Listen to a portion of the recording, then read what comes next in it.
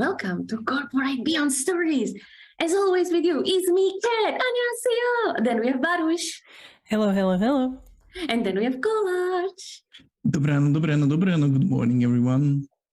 And what is the fun fact for today? There is a lot of buzz going on around AI these days. So I've written down some of those, and I will start with one connected to retinas. So they feed it a lot of retinas to AI, marking that this retina belongs to man or male, and this belongs to female. Now, when the AI received a new retina, it got 85% chance rate that it got correct gender, either male or female. The thing is, we as a humans don't know how to assess that. Like if we see a retina, we don't know whether it's male or female, but AI knows, and nobody knows how it's possible or how it learned, what actually noticed that it makes them to judge with such high rate. We are so doomed. I mean, I'm optimistic in nature, but it's like giving a hammer to 2-year-old. Like you have this amazing tool, but a person who just doesn't know what to do with it. Just don't hammer yourself, right? As a 2-year-old. What does this thing do? Skynet comes here. Yeah. That's why we need to work on our power skills, former soft skills, because that's what we will need. Or going back to the type of jobs like carpenter, farming and jobs like that. I don't believe in AI. AI would come to my house and fix my window or floor or whatever. Well, I feel that's gonna be like really, really soon. I just seen some videos of construction robots.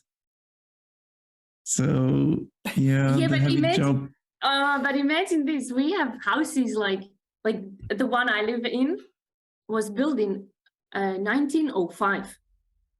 So nothing is like super squared, high ceilings and everything. I don't think that a robot right now could come in here and, for example, just paint my whole flat, because I would go nuts. I'm a perfectionist. I would go, what about that corner? That's not properly painted. I feel like current robots can do it better than the humans, but yeah, well. I don't think so.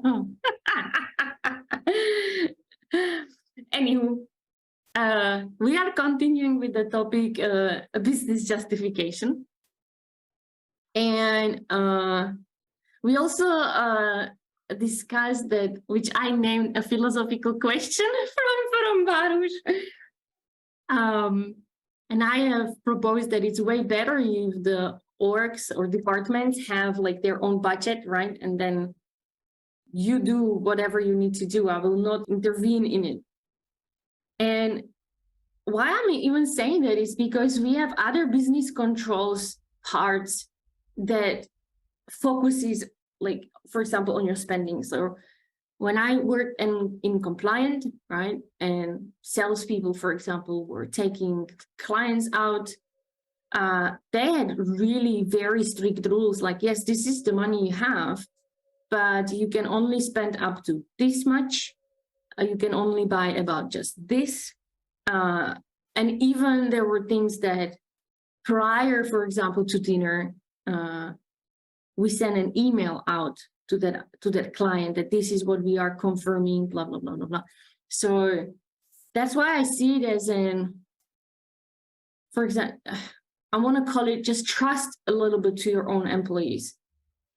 I know we have people are mischievous, people try things, this is company money, not my money, but because we have other business controls for that, I think not everything needs to have a business justification. Okay, so there are the levels, amounts of money, and I agree that, and in business world, it's called clip level, just so you know, when you were out there. So there are clip levels which you can use, like, until 500s or after 200s. It's it's all fine. Like you can spend it on electronics, whatever electronics you want. And companies are trusting with that. That's fine. I mean, it makes sense. And also it makes sense that you have a team budget, or, your first line manager gets the say, or, after one-on-one discussion, okay, this makes sense. Let's go there and let's do that. Let's spend it. So yeah, it makes sense that it doesn't necessarily need to be all the time at the business justification. Sometimes it's just business justification in discussion, like, are you sure you want to do that? There are self-driven teams which are doing it in this way, like, are you sure that this spending is going to help our company? Yes, I'm 100% sure. Okay, what risk have you considered? And there you go. And that's it, basically. So it's possible. It's just that it depends what's the maturity of your company, of your people. And let me ask you this. If we are talking about business justifications, because they will not disappear from one day to the next day, what should a good business justification hold? What type of information people should include into business justification? What do you guys think? I like how Collage and myself, we already prepared some sarcastic. Nope. The faces. Okay.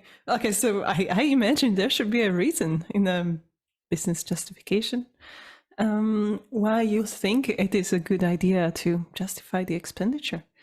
Yeah, I would say that it depends, like it depends what you are trying to achieve or what you're trying to get or whatever. Because if you're getting for something materialistic, you should name a reason, or like, okay, in all of the cases, you should name the reason why you want to do that. The thing is that not every time you're able to put a tag on it when it comes to prices and return of investments. Like sometimes you are getting a skill or education. How are you gonna, write the return of investment on it, like justified? You're like, I need it to do my job better. Good. How it's gonna cost, and this is how much it's gonna cost. Okay, so how your job will improve. Like, I will be able to use this methodology. How's that gonna help the company? Like, guys, I can do it then, like I can use it. So what, like how it's going to look in, in returns, in profits. Correct. Like you want to develop me. Well, something like that. Like I was mentioning with the chair, how are you going to, tell that getting a chair was helping you getting the profit in a company? Exactly. That's just the spend. Correct. Like I need a chair to work better. Okay, so how it's going to improve the effectivity in the company? By 2%.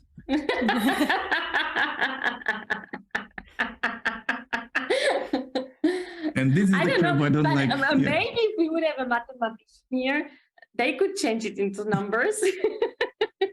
I strongly doubt that. No, because come on, if you would work from floor, which means you sit in strange position, your back would hurt. That means you would have to start visiting the doctor. So the mathematicians can put that into numbers, because then the time of your work that you should work is now lowering down your performance. Your sick leaves are growing, so they could put that into numbers and money. And the long-term effect is also important. Yeah. Like you're losing a person which you invested a lot of time in, right? Yeah. Maybe so. Yeah, everything is possible. This is where I already smell small crap, in it. No. Like I am justifying it why the person needs a new chair. Come on. Yeah. Okay, so we have reason. Right, I say benefits, costs, like benefits, or if it's gonna impact the profit of the company in any way, sort of. ROI, a return of an investment. Yeah, there is other possibilities, not just to look for the profits, but reduction of costs. So, like we were talking about the sick leaves. Sick leaves are costs. because you need to pay the employee, although they are not there in the work. So you're reducing costs in this way. And here is, now we mentioned already like five things, and here is the tricky part. How long a business justification should be? The Because longer the better. no, Yep. Two no one will A4s. read it. No. So that's good, because if it's long and nobody reads it, everybody will be like, just accept, and there you go. Okay. Because okay. if they reject you, you can ask them like, what you didn't like about my business justification, and they need to name it. In my life, in the corporate world, all business justification I've seen are maximum half of A4 long. It's still pretty long. It's still, but that's as I said, maximum. That's a maximum. Usually it's a small paragraph, but maximum I saw half of A4. Can you imagine 3 A4s? And no one would read that. I've seen 20 pages. Oh, really? It was essay on how to get a chair. And Why to get a chair? no, it's connected more into like what you said about the software stuff. Okay. When you need to change a software, usually there is a whole like research behind it, what's gonna be impacted, how it's gonna be impacted, so all those stuff. So it's not just about like business justification, like we need to get this because of that, but also sort of a almost like project management manifesto, like the phases, how it's gonna be, blah blah blah. So it's already there. So it's not just like, okay, let's buy this because it's good, but also all the values and evaluations, risk assessment and stuff like that. So it was all whole research as a, attachment towards that. I'm not sure if anybody read that except of the creator, but hey, who am I to judge? So our recommendation is maximum half of A4. For those who don't know what A4 is, it's a letter, so half of the letter. But that's already too long. So that's a maximum. So usually it's a small paragraph holding all of the most essential information. For anyone outside of, let's say, your area of expertise would understand it and would approve it. So what are those essential details that should be in reason? Reasons, benefits, cost or cost reduction, return of an investment, or it depends. As Kubik would say, it depends. Of course, depends on what we are requesting, right? What we are justifying. Cool. So do we have any recommendations? I do have one recommendation for several applications. It's all connected to AI. We started with AI, we're going to finish with AI. Recently, I started to use ChatGPT. It's nice. It's not that cool as it says it's cool. There are some things you need to check, double check or triple check.